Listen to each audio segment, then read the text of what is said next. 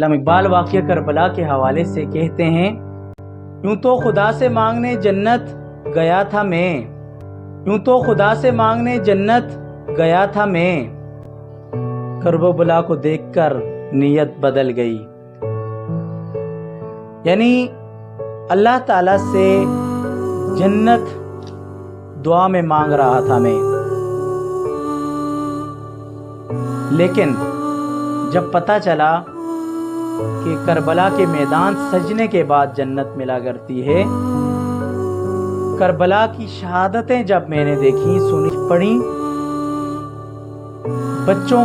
پر تیر برسانا دیکھا، سر نیزے پر لٹکانا دیکھا، سر نیزے پر لہرانا دیکھا، تو میری نیت بدل گئی کہ بڑا مشکل ہے بھائی جنت حاصل کرنا، اس کے لیے بہت قربانیاں دینی پڑتی ہیں جو ہم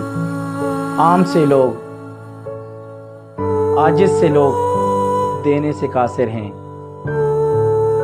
اس کے لیے بڑی جان کے نذرانے پیش کرنے پڑتے ہیں۔